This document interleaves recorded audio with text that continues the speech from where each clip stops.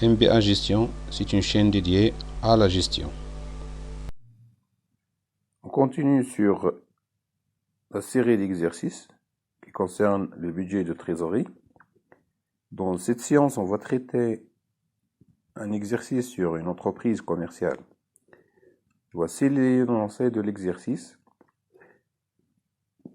Alors, l'entreprise Aya Distribution établit pour chaque 4 mois une étude prévisionnelle de sa trésorerie. Il vous fournit les renseignements suivants.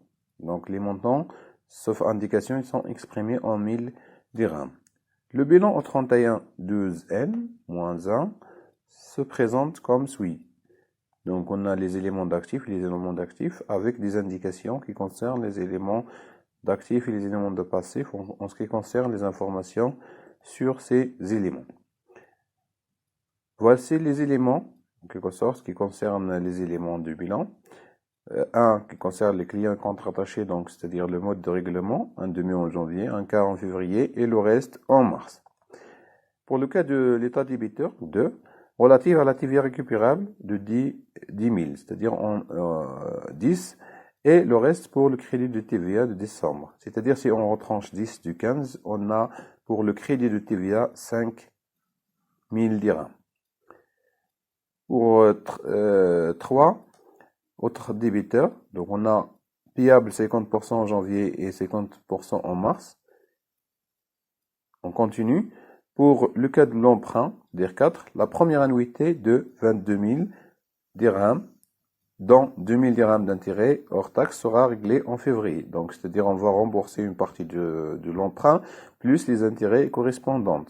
Bien sûr, hors taxe, donc il y a à calculer ici la TVA sur les intérêts. 5. Régler 40% en janvier et 30% en février et le reste en mars, c'est-à-dire ce qui concerne les fournisseurs et comptes rattachés. 6. Les organismes sociaux, c'est-à-dire à régler avant fin janvier.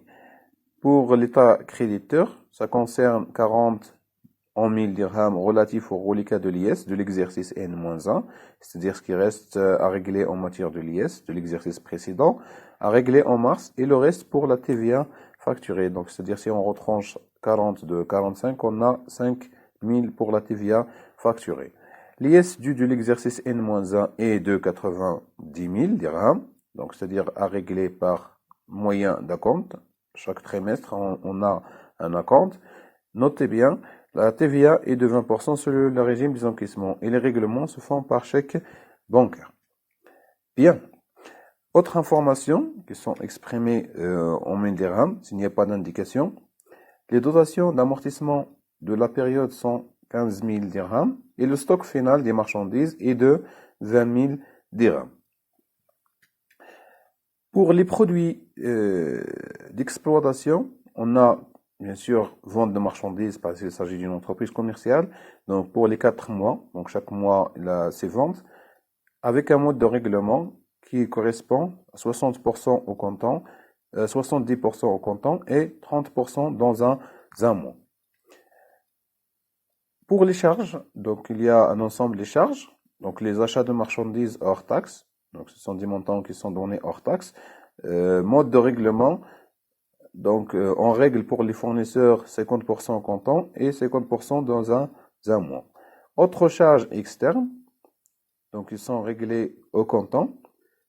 Salaires mensuels sont réglés au comptant également. Les charges sociales, règlement au comptant le mois suivant, c'est-à-dire on les règle pour le mois suivant. Donc il y a un décalage pour les charges sociales d'un mois pour le règlement. Premier acompte de l'IS sera réglé au comptant durant mars. Donc pour les acomptes de l'IS, bien sûr, on règle pour chaque trimestre un acompte. On vous demande d'établir le budget des encaissements. Par la suite, le budget des décaissements et le budget de TVA. Et enfin, élaborer le budget de trésorerie.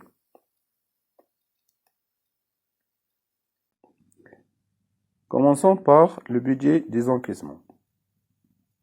Alors, le budget d'encaissement, on peut le présenter comme suit. Donc, on a les éléments, toujours qui concernent bien sûr les créances des clients de N-1 plus les produits d'exploitation prévisionnels. Donc on a les clients N-1, on a les ventes de marchandises. Pour les clients, on a dit qu'ils sont réglés 1/2 en janvier, donc 30 multiplié par 1/2, on a 15 en 1000 dirhams. Puis février, un quart et un quart pour mars. Pour le cas des ventes, donc on va les mettre en TTC. Ils sont donnés hors taxe et on va les mettre en TTC. Donc c'est-à-dire pour janvier par exemple, on a 80. On va multiplier par 1,2, donc parce que le taux de TVA est de 20%, on a 96. Bien sûr, on va encaisser cette somme de la manière suivante, c'est-à-dire on a 70% comptant et 30% dans un mois. Donc, c'est-à-dire on va multiplier 96 par 70%. Donc, on trouve 67,20 pour le mois de janvier à encaisser. Et à encaisser en février 30% du montant, c'est-à-dire 28,80. La même chose pour le cas de février, de mars et d'avril. Donc, dans ce cas-là, on calcule les éléments d'encaissement pour chaque mois. Par la suite, on calcule le total. Total A. Donc, on a pour chaque mois, pour chaque colonne, le total.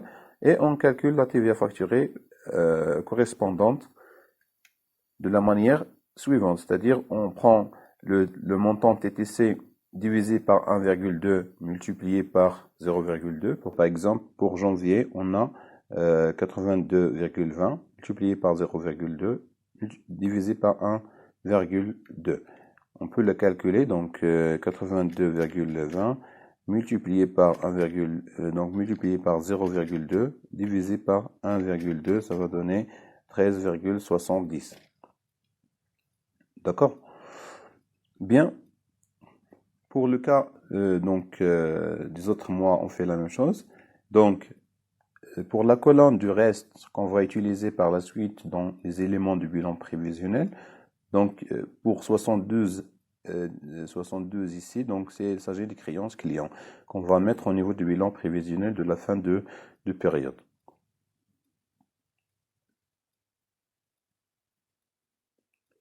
Bien, donc concernant les autres débiteurs, donc on a le mode de règlement, donc on règle 50% au niveau de janvier et 50% en mars. Donc c'est-à-dire le compte des autres débiteurs il est totalement soldé, donc à la fin de la période, et on fait le total des encaissements. Donc c'est-à-dire on prend les encaissements qui concernent les créances clients avec les ventes de marchandises, plus celui des autres débiteurs, et on aura un total des encaissements qu'on va utiliser, bien sûr, dans le budget général de trésorerie. Bien. Passons maintenant au budget de décaissement. Donc, le budget de décaissement, il est présenté en termes de sous-budget. Donc, on a budget des achats, sous-budget des achats, qui prend les éléments suivants. Donc, c'est-à-dire, on prend les dettes fournisseurs avec les achats de marchandises TTC. Donc, c'est-à-dire, on fait les valeurs en TTC et on applique le mode de règlement vis-à-vis des fournisseurs. Bien, donc, on a, bien sûr, pour le cas des dettes fournisseurs, 40% ils sont réglés en janvier, alors que 30% sont réglés en février et 30% en mars. Pour les achats, donc, sont réglés 50%, 50%. Voilà, donc, on prend 50 en 1000 dirhams hors taxe, multiplie par 1,2 pour retrouver, bien sûr, la valeur correspondante aux achats de marchandises TTC. Par la suite, le mode de règlement, donc, comme on a dit, donc, pour le cas de février, par exemple, on a 84. Donc, on multiplie par 50%, on trouve 42 pour février et 42 pour mars. Ici, donc, pour la TVA récupérable, donc, qu'on va utiliser, bien sûr, dans le budget de TVA, en quelque sorte, il est calculé de la même manière, c'est-à-dire, on prend le montant TTC divisé par 1,2 fois 0,2. Par exemple, pour le cas de janvier, on a 54 multiplié par 0,2 le taux de TVA divisé par 1,2, donc on va trouver 9. Bien. Alors, donc lorsqu'on a fait le total ici, donc dans la colonne du reste, on a 72. Donc, c'est une dette fournisseur. Donc, dette fournisseur qui reste à régler dans les périodes suivantes.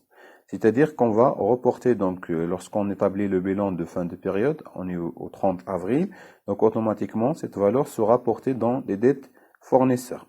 Avec, bien sûr, une TVA récupérable qui sera apportée au niveau de l'état débiteur. Donc, c'est une créance vis-à-vis de l'état. Passons maintenant au sous-budget des autres charges. Donc, on va traiter les autres charges externes et les autres décaissements. Alors, pour les autres charges externes, donc, ils sont réglés au comptant. Donc, comme vous voyez ici, donc, on porte les montants en TTC. Donc, ils sont réglés TTC. Donc, c'est-à-dire que la colonne du reste, on aura 0 dette. On calcule, donc, puisqu'on a seulement une seule charge, donc le total, donc, il est de 12 pour janvier, 16,80 pour février, etc. Et on calcule la TVA de la même sorte que la TVA sur les achats, comme on a déjà vu précédemment. Et on va utiliser, bien sûr, la TVA récupérable sur les charges dans le budget de TVA. En ce qui concerne les autres charges, ou bien les autres décaissements, donc là, on a le remboursement d'emprunt et les intérêts sur l'emprunt, les salaires, les organismes sociaux, etc. Pour le cas d'emprunt, donc dans l'énoncé, on a la première annuité de 22 000 dirhams, dont 2 000 dirhams d'intérêt sera réglée en février. Donc on a 20 000 pour l'amortissement de l'emprunt, donc 20 000 sera réglé en février, et 2 000 pour les intérêts hors taxe. Donc ici on les porte en TTC 2,20. Donc sachant que la TVA sur les intérêts est de 10%, donc 2 000 fois 1,1, ça va donner 2,20. Donc ici on porte les intérêts en TTC. Par la suite on retrouve la TVA sur les intérêts, donc il correspond à 0,20. Donc il sera ajouté bien sûr une TVA récupérable sur les charges par la suite. Pour le cas des salaires, donc on a les salaires sont réglés au comptant. Chaque mois, on a 50, 50, 50. Pour le cas des organismes sociaux, on a 20 000 qui sera réglé en janvier. Donc ce sont des éléments de bilan N-1 à régler en janvier. Pour les charges sociales, donc c'est-à-dire les charges sociales sont réglées au comptant le mois suivant. Donc, c'est-à-dire les charges qu'on a en janvier seront réglées en février, donc 8 000. Donc, la même chose pour février, donc seront réglées en mars, ainsi de suite. Alors que les charges sociales du mois d'avril, donc, seront réglées dans le mois suivant, c'est-à-dire à la fin de la période, à la fin d'avril, on aura bien sûr une dette vis-à-vis des organismes sociaux qui est de 8 000 dirhams à régler, bien sûr, au niveau de mois suivants. Pour le reliquat de l'IS, donc c'est-à-dire ce qui reste à régler pour l'IS de N-1, il est de 40, donc ce qu'on a dans l'énoncé de l'exercice. Pour les acomptes provisionnels, donc c'est-à-dire sachant que pour l'IS, il est réglé en termes d'acomptes, 4 acomptes dans l'année, donc à chaque trimestre, on va régler bien sûr un acompte. Le premier acompte sera réglé en mars et le deuxième acompte sera réglé bien sûr avant le 36 N. Donc, c'est-à-dire, on a deux acomptes, c'est-à-dire le reste pour la période suivante. Donc, c'est 20 000. 20 000 pour à régler dans la période étudiée. Et 20 000 sera réglé, bien sûr, pendant les 4 mois, soit au niveau, donc, avant le 36 N. Puis, on calcule le total 3. Donc, qu'on va reporter par la suite au niveau du budget global des décaissements. Donc, on a le total numéro 3. Donc, on a numéroté les totaux pour les utiliser par la suite. Total 1, total 2, total 3. Bien. Concernant le budget de TVA, on va le présenter comme suit. Alors, on reporte les éléments qu'on a déjà calculés pour la TVA facturée et pour la TVA récupérable sur charge. Pour la TVA récupérable sur immobilisation, on a 0 parce qu'on n'a pas d'acquisition d'immobilisation. Pour le report crédit de TVA, on a 5 pour janvier. D'accord? Alors 5 c'est le crédit de TVA concernant le mois de décembre. Alors pour l'état débiteur qu'on a dans les éléments du bilan, donc on a 15 qui concerne l'état débiteur.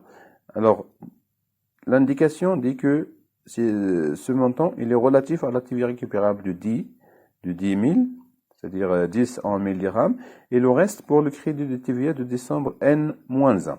Donc, c'est-à-dire si on retranche 10 de 15, on aura 5. Donc, le crédit de TVA qui concerne le mois de décembre est de 5 000 dirhams.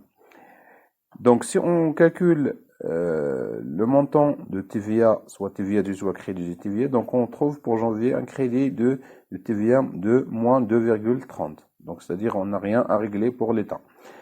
Donc, ce crédit de TVA sera reporté sur le mois de février, sur le mois suivant. Bien, on calcule de la même sorte que pour le mois de février, TVA facturée moins TVA récupérable, moins TVA sur immobilisation, moins report crédit TVA, on aura pour février un crédit de TVA qui sera reporté pour le mois suivant, le mois de mars. Voilà, donc on calcule de la même sorte pour mars. Voilà, donc on a un TVA dû de 4 000 dirhams. Donc, c'est-à-dire qu'on doit régler donc à l'État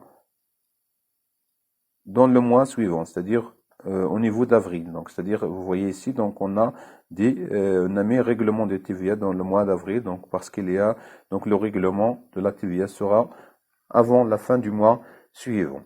Pour le cas du reste, en quelque sorte ici, on a 12 pour la TVA facturée et 11,4 pour le mois d'avril. Donc, c'est-à-dire la TVA du mois d'avril sera réglée en mai. Donc, sera réglé dans le mois suivant. C'est-à-dire, lorsqu'on va établir le bilan à la fin de avril, donc automatiquement, il y a une dette vis-à-vis de l'État qui sera réglée. Donc, c'est-à-dire, il va être figuré au niveau du bilan prévisionnel dans l'État créditeur. Donc, on a 12 pour la TVA facturée, plus 11,4 pour la TVA due. Donc, on a 23,4 donc en 1000 dirhams. Pour le cas de la TVA récupérable, c'est un élément à ajouter à l'état débiteur. Okay, donc TVA récupérable, il s'agit d'une créance vis-à-vis de l'État. Donc on va l'ajouter dans la classe 3 état débiteur. Plus bien sûr le deuxième acompte concernant l'IS. Concernant le budget global des décaissements, il est comme suit. Donc, en reprenant les totaux qu'on a déjà calculés précédemment au niveau de ce budget, donc total 1 qui concerne le sous-budget des achats, total 2 qui concerne les autres charges externes, total 3 qui concerne les autres décaissements, et la dernière ligne, ça concerne le règlement du TVA dû. Donc, on a seulement un règlement de TVA dû au niveau d'avril. Donc, on calcule le total des décaissements, c'est-à-dire le total global des décaissements pour chaque mois, et qu'on va utiliser dans le budget global de trésorerie. Passons maintenant au budget général de trésorerie. Donc, le budget global de trésorerie, il est présenté comme suit. On a pour la trésorerie initiale, on prend la trésorerie active moins la trésorerie passive, donc on a 80. On ajoute à la trésorerie initiale le total des encaissements réalisés au niveau du janvier, moins le total des décaissements réalisés en janvier. Puis on calcule ici la trésorerie fin de période, c'est-à-dire trésorerie initiale plus les encaissements moins les décaissements. Il va nous donner bien sûr une valeur pour la trésorerie de fin de période, qui sera bien sûr comme une trésorerie initiale pour la période suivante. Donc 36,20 sera une trésorerie initiale pour la période suivante. Donc on remarque ici une trésorerie excédentaire au niveau du janvier, alors que pour les autres mois, pour février, mars et avril, on remarque que la trésorerie il est déficitaire.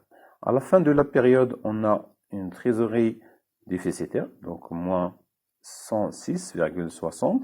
donc déficit, donc c'est-à-dire que l'entreprise ici dégage une déficit au niveau de la trésorerie qui sera bien sûr porté au niveau de la trésorerie passif, donc dans le bilan prévisionnel avec la valeur de 106,60.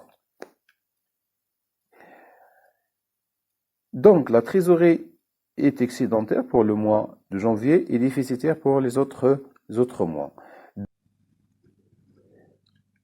Donc l'entreprise doit chercher des moyens pour équilibrer sa trésorerie.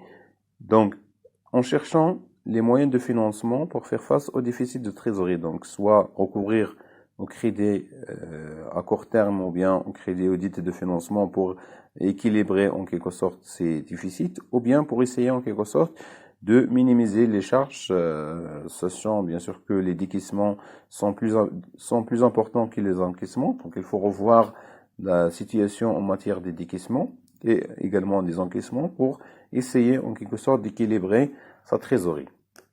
Bien. Pour élaborer les états de synthèse, on commence par le CPC. On peut le présenter comme suit. Donc, concernant le volet exploitation, on a les produits d'exploitation et les charges d'exploitation. Alors, pour les produits d'exploitation, on a seulement un seul produit qui concerne les ventes de marchandises. Donc, on regroupe les ventes hors taxes des 4 mois. On a 520 en 1000 dirhams. Donc, les valeurs sont exprimées en 1000 dirhams. Donc, si on a plusieurs produits, on va calculer le total. Donc, le total correspond à 520. Pour les charges d'exploitation, concernant les achats revendus de marchandises, donc on prend les achats nets moins la variation de stock. Alors, les achats nets sont d'une valeur de 330 moins variation de stock, c'est-à-dire le stock final qui est de 20 moins le stock initial qui est de 20, donc est égal à 0. Donc, on a 330 en 1000 dirhams. Donc, on fait la somme des autres charges externes des 4 mois, on a 62. Les charges de personnel également, on fait la somme des salaires de 4 mois plus les charges sociales de 4 mois. Donc, on a 200 plus 32, ça fait 232. Puis, on ajoute les dotations d'amortissement, donc les dotations d'exploitation des amortissements. Donc, on a 15 000, donc ça concerne la période. Donc, de 15 000, c'est une donnée de l'exercice. Puis, on calcule le total des charges d'exploitation. On aura 639 en 1000 dirhams. On calcule le résultat d'exploitation, donc qui est égal produit d'exploitation moins charge d'exploitation, donc c'est-à-dire 520 moins 639, on aura moins 119. Donc, résultat déficitaire. Donc, c'est-à-dire que le résultat d'exploitation, il est déficitaire. Pour le volet financier, donc on a les produits financiers 0. Pour les charges financières, on a seulement les charges d'intérêt qui correspondent aux intérêts d'emprunt de 2000, c'est-à-dire 2. Donc 0 moins 2 pour calculer le résultat financier, donc c'est-à-dire les produits financiers moins les charges financières, on a moins 2.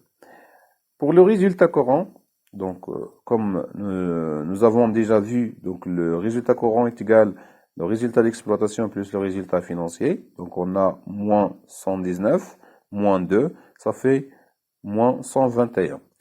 Pour le volet non courant, donc on a 0 pour les produits non courants et 0 pour les charges non courantes. Donc on a 0 pour le résultat non courant. Donc le résultat avant impôt est égal au résultat courant plus le résultat non courant. Donc comme on voit ici. Donc moins 121 plus 0, ça fait moins 121. Bien, ici on a une perte, donc le taux d'impôt à calculer, donc au niveau fiscal on va calculer la cotisation minimale, bien sûr correspondante, mais donc pour simplifier on va mettre 0 pour le taux d'impôt. Bien, pour le résultat net on a une perte, donc perte solde débiteur, donc c'est-à-dire résultat net solde débiteur, on a une perte de moins 121. Bien, ce résultat net, bien sûr, sera un élément qui va figurer au niveau du bilan, au niveau des capitaux propres. Passons maintenant au bilan prévisionnel. Pour le bilan prévisionnel, on peut le présenter comme suit. Alors, le bilan prévisionnel au 34N comprend les éléments d'actifs, les éléments du passif.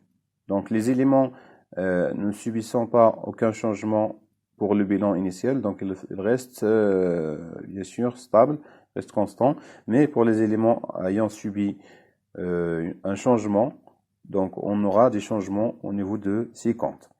Bien, pour le cas de l'actif immobilisé,